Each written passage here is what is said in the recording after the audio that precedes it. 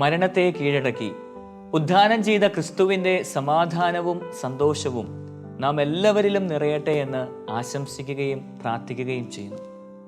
ഈ ദിനത്തിൻ്റെ മംഗളങ്ങൾ ഏറ്റവും സ്നേഹത്തോടെ ഏവർക്കും നേരുന്നു. യോഹന്നാന്റെ സുവിശേഷം 20-ാം അധ്യായം 15-ാം വാക്യത്തിൽ ദൂതൻ മഗ്ദലന മറിയത്തോട് ചോദിക്കുകയാണ്, നീ എന്തിനാ കരയുന്നത്? ഒരു കാലഘട്ടത്തിൽ കർത്താവിൻ്റെ സ്നേഹം തിരിച്ചറിഞ്ഞ് അത് അനുഭവിച്ച് അവനെ അനുഗമിച്ച വ്യക്തിയാണ് ഈ മഗ്ദലന മറിയം. വലിയൊരു വേദനയുടെ നിമിഷങ്ങളിലൂടെയാണ് അവൾ കടന്നു പോവുക. തൻ്റെ ജീവിതത്തിന് പ്രതീക്ഷയും പ്രത്യാശയും നൽകിയ ക്രിസ്തുവിൻ്റെ വിയോഗത്തിൽ കണ്ണീരൊഴുക്കുന്ന അവളോട് ദൂതൻ ചോദിക്കുകയാണ്, നീ എന്തിനാ കരയുന്നത്? പ്രിയപ്പെട്ടവരെ, കരയുന്ന അവളുടെ ജീവിതത്തിലേക്ക് ആശ്വാസമായി പ്രത്യാശയായി ഉദ്ധിതനായ ഈശോ കടന്നുവന്ന് അവൾക്ക് ആശ്വാസവും സമാധാനവും നൽകുകയാണ്. നഷ്ടപ്പെട്ട സന്തോഷവും സമാധാനവും അവിടുന്ന് അവൾക്ക് തിരികെ നൽകുകയാണ്.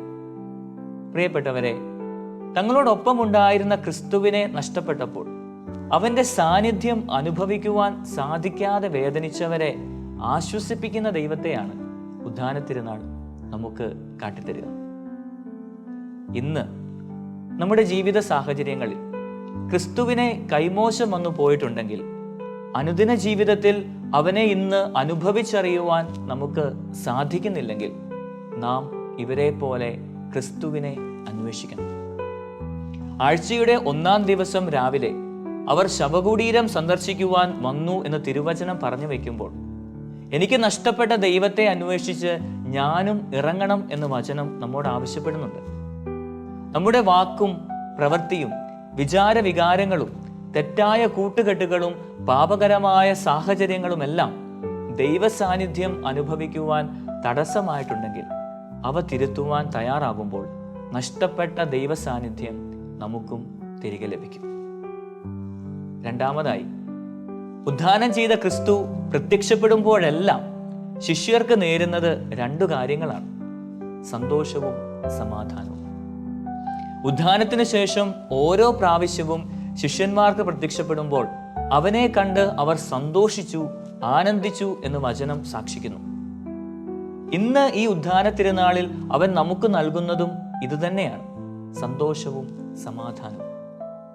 അനുദിന ജീവിത സാഹചര്യങ്ങളിലെ വിങ്ങുന്ന നൊമ്പരങ്ങൾക്കും വേദനകൾക്കും നടുവിലേക്ക് സമാധാനമായി സന്തോഷമായി കടന്നു വരുവാൻ അവൻ ആഗ്രഹിക്കുന്നുണ്ട്.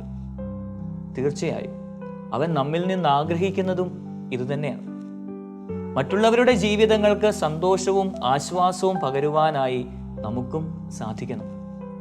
നോമ്പിന്റെ ചൈതന്യത്തിൽ ജീവിച്ച് പാപസാഹചര്യങ്ങളോടെല്ലാം നോ പറഞ്ഞ് ജീവിച്ച നാം ഉദ്ധാന തിരുനാളോടെ പഴയ പാപങ്ങളിലേക്കും തിന്മയിലേക്കും കൂപ്പുകുത്തുമ്പോൾ നമ്മെ സ്നേഹിക്കുന്നവർക്ക്, നമ്മോടൊപ്പമായിരിക്കുന്നവർക്ക് ഉദ്ധിതന്റെ സമാധാനവും സന്തോഷവുമാണോ നൽകുന്നതെന്ന് വിചിന്തനം ചെയ്യുന്നത് ഉചിതമാണ്.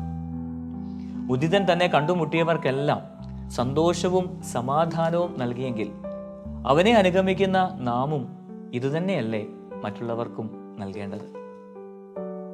മൂന്നാമതായി, മത്തായിയുടെ സുവിശേഷം 28-ാം അധ്യായം 20-ാം വാക്യം, യുഗാന്ത്യം വരെ ഞാൻ എന്നും നിങ്ങളുടെ കൂടെ ഉണ്ടായിരിക്കും. ഈശോ തന്റെ പ്രിയപ്പെട്ട ശിഷ്യന്മാരെ തിരഞ്ഞെടുക്കുമ്പോൾ ഇപ്രകാരം അരുളി ചെയ്തുകൊണ്ടാണ് തൻ്റെ പക്കലേക്ക് വിളിക്കുന്നത്. തന്നോട് കൂടെയായിരിക്കുവാനും പ്രസംഗിക്കുവാൻ അയക്കുന്നതിനും പിശാചുക്കളെ ബഹിഷ്കരിക്കുവാനും. എന്നാൽ തന്നോടൊപ്പമായിരിക്കുവാൻ താൻ തിരഞ്ഞെടുത്ത ശിഷ്യന്മാരുടെ ജീവിതത്തിലേക്ക് പ്രതിസന്ധിയും ബുദ്ധിമുട്ടുകളും വെല്ലുവിളികളും കടന്നു വന്നപ്പോൾ അവനോട് കൂടെ ആയിരിക്കുവാൻ അവർ പരാജയപ്പെടുകയാണ്.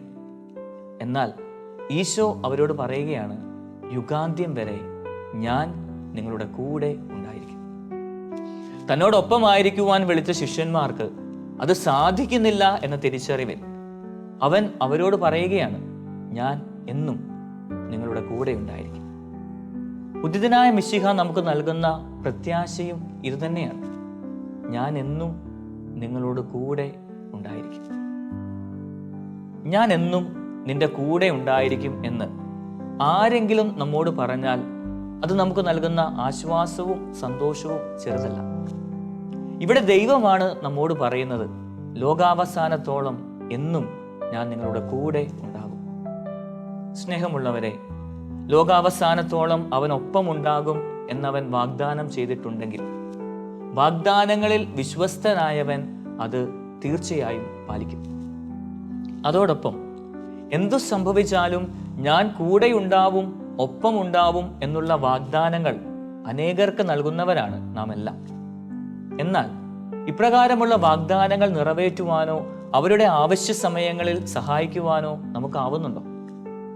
ഞാൻ കൂടെയുണ്ടാവും എന്ന വാഗ്ദാനം നൽകി അവസാനം അവരുടെ അവശ്യ നേരത്ത് അവരോടൊപ്പമാകാതിരിക്കുമ്പോൾ അത് വലിയ മുറിവിന് കാരണമാകും എന്ന് നമുക്ക് മറക്കാതിരിക്കാം.